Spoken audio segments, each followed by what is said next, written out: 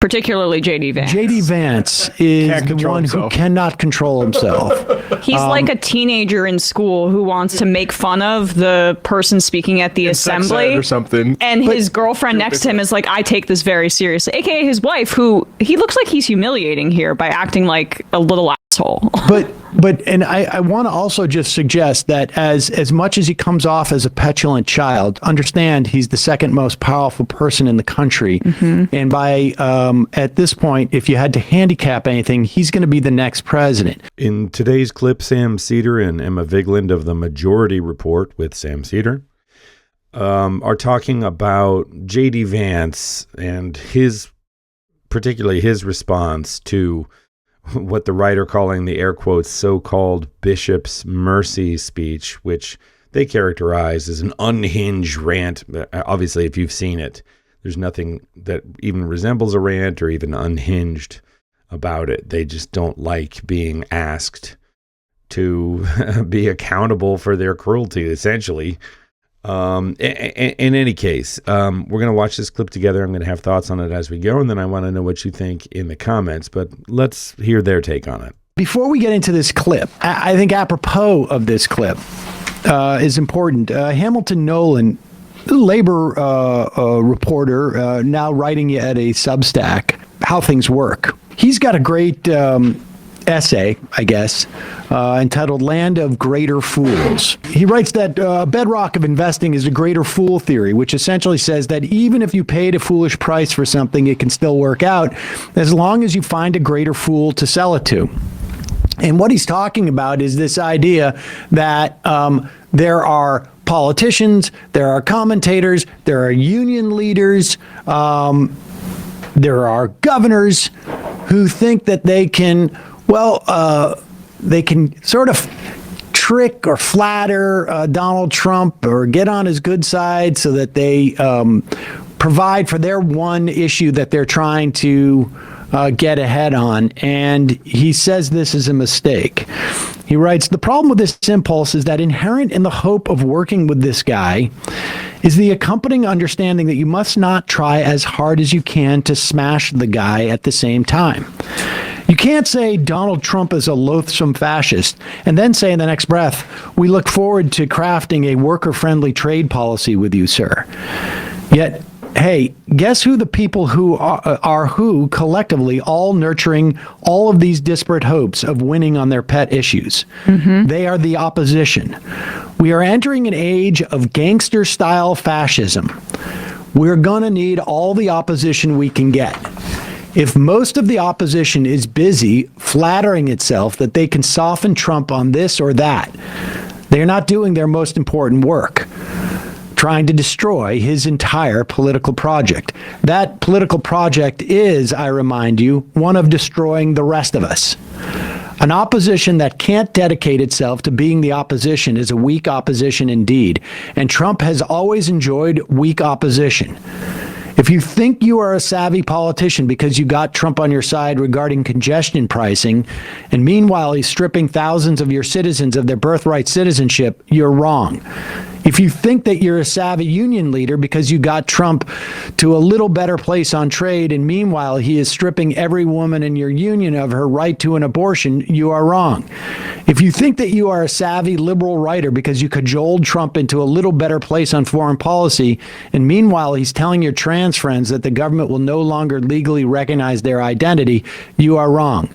You have made a miscalculation. You have not taken in the full picture of what you're dealing with here.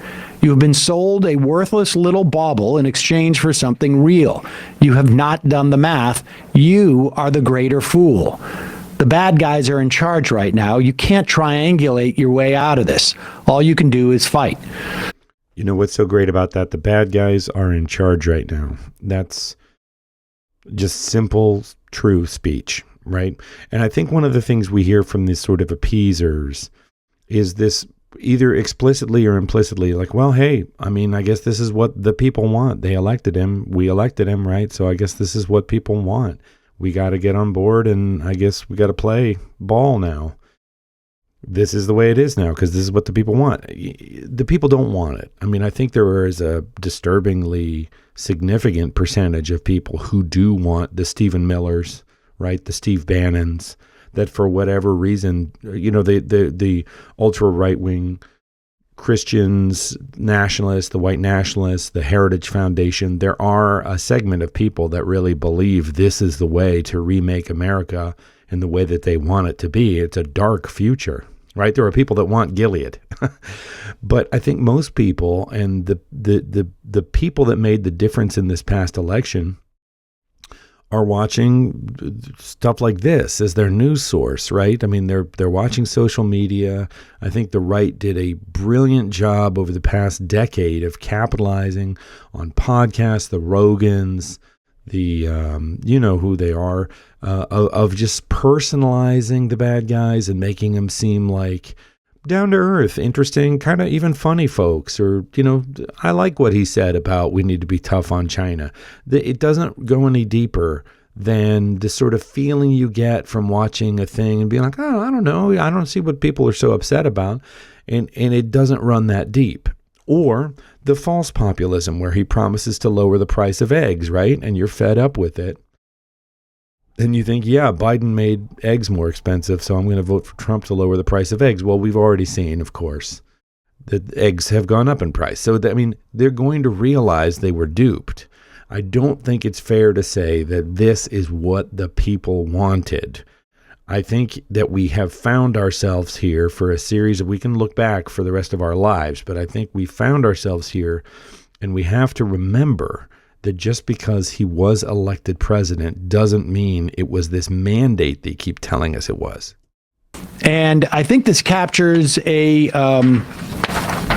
both a problem we're seeing with the supposed opposition, and it certainly, I think, echoes our sentiments around here. Yep. That we will, we're not going to give an inch.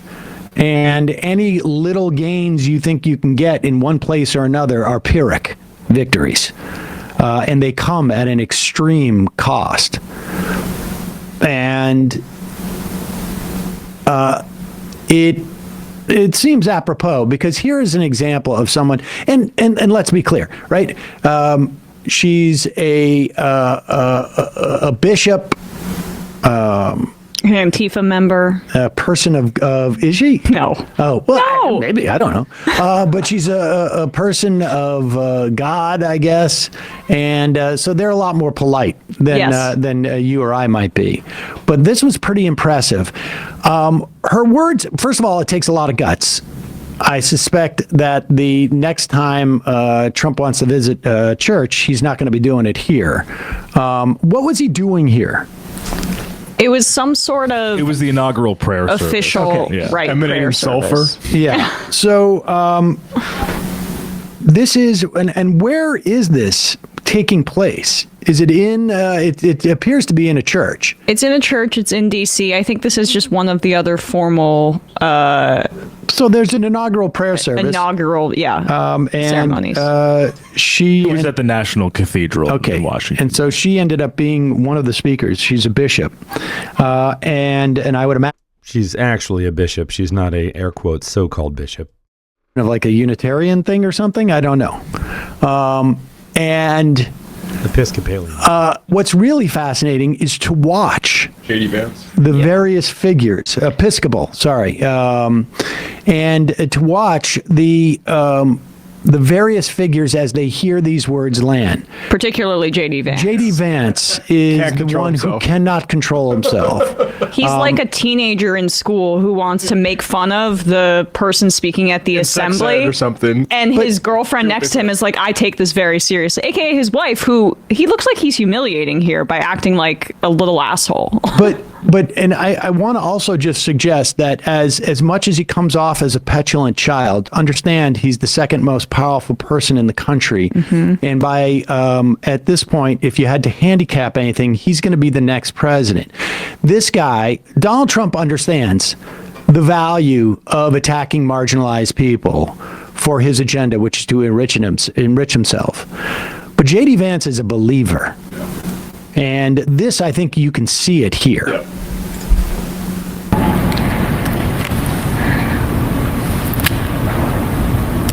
Let me make one final plea. Mr. President, millions have put their trust in you. And as you told the nation yesterday, you have felt the providential hand of a loving God. Did I say that? In the name of our God, That was a good line. I ask you to have mercy upon the people in our country who are scared now. There are gay, lesbian, and transgender children in Democratic, Republican, JD and independent turns to her. families. You can't buy the children. Can you believe Some she's who bringing fear up for their children? lives.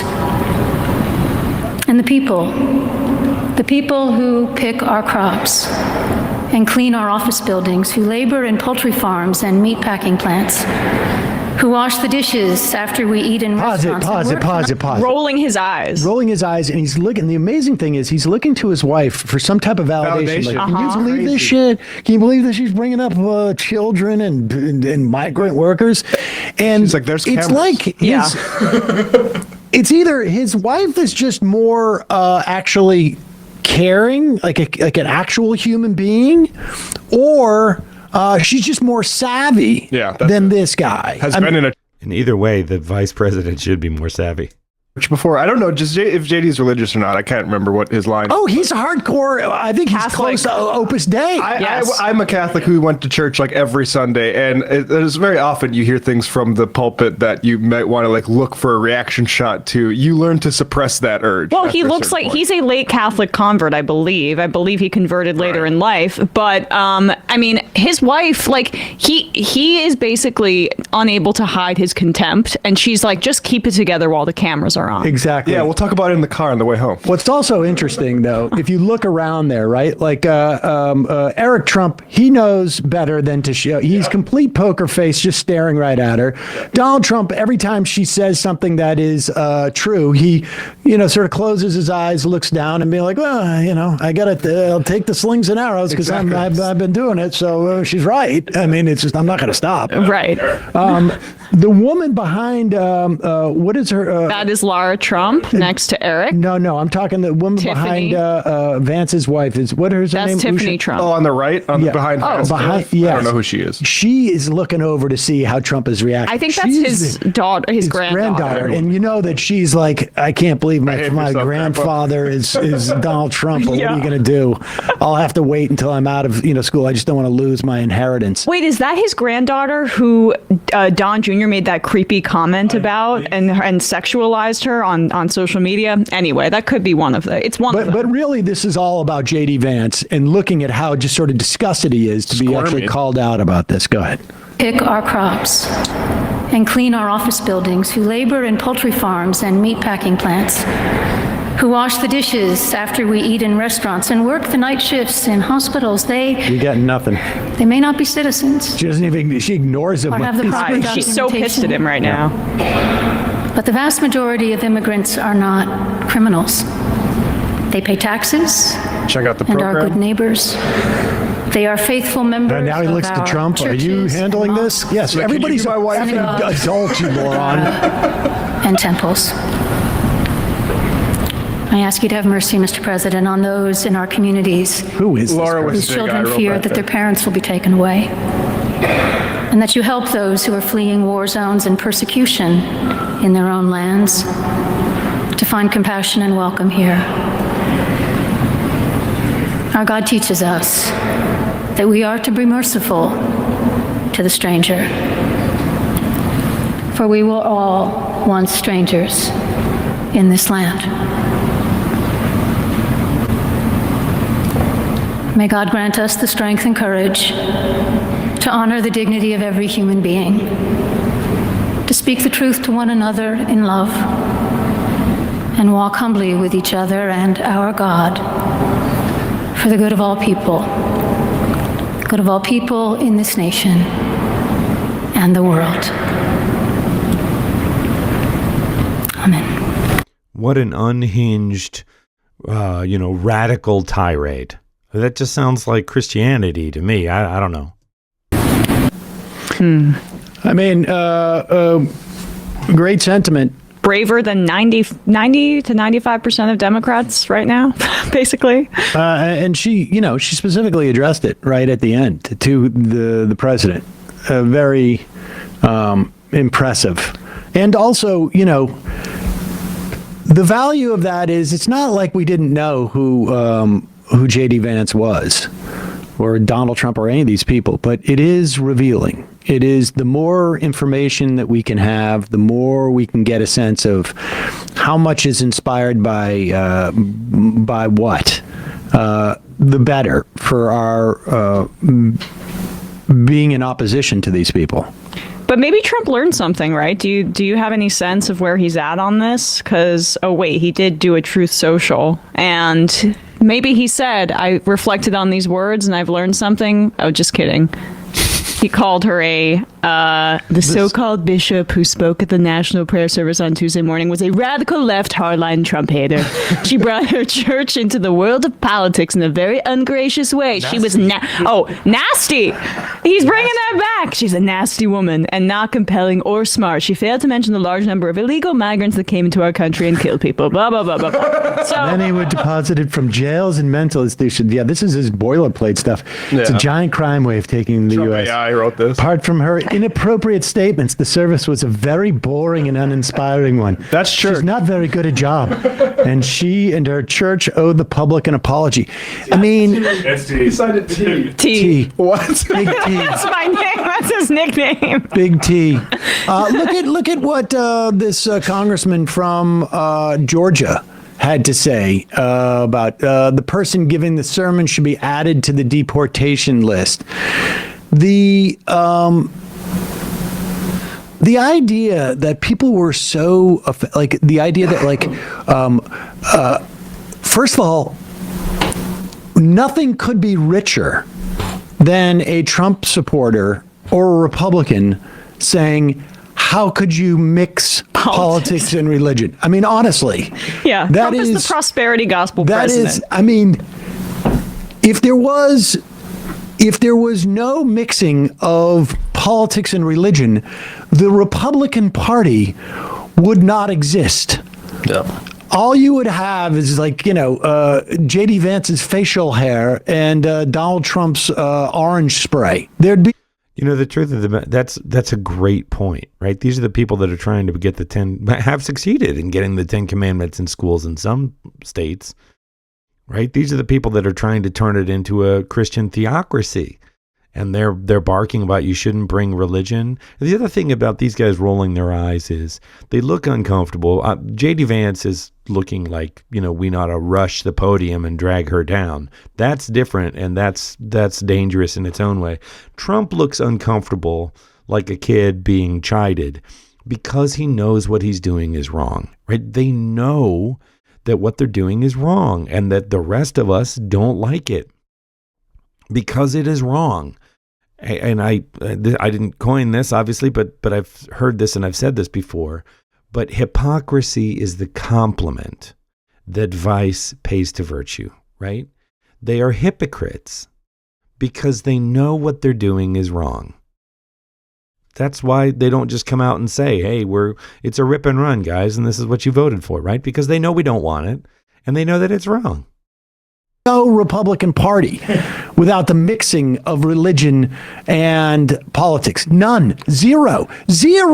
At the inauguration yesterday, Donald Trump said that he was saved by God to be president again, basically referring to the assassination attempt. He invokes religious iconography and presents himself as a cult leader and almost Jesus-like figure to his followers. It's intrinsic to his appeal. He was elected the first time around because he brought around Christian evangelicals, because he had basically installed the most powerful theocrat in our nation's history in Mike Pence as vice president, and now perhaps the second most theocratic in JD Vance in his Opus Dei, if not Opus Dei, his Opus Dei fundamental Catholicism that he has installed into the vice presidency. But the idea of like that you didn't have every mega church out there running get out the vote programs for Donald Trump is absurd. Yeah, they should just be demonizing women who get abortions. But the other thing is that, religion is inherently political.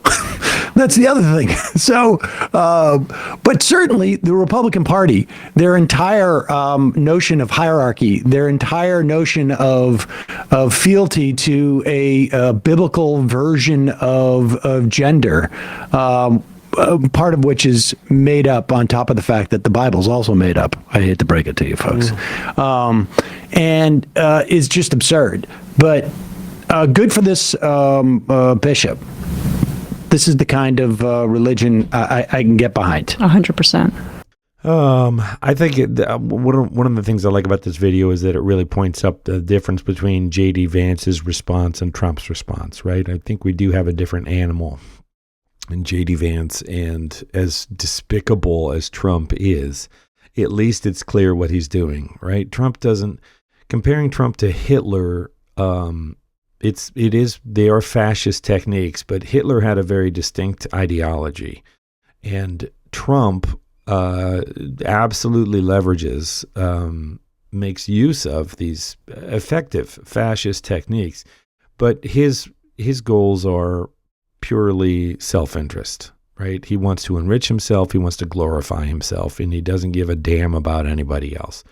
So that's terrible. But it is predictable. And J.D. Vance, on the other hand, does seem to be a zealot. And in some ways, I think that's even more dangerous, because then you're making choices based on this sort of grand scheme and reordering systems to fit this kind of ideology. So, yeah, I don't know. Why don't you let me know what you think in the comments?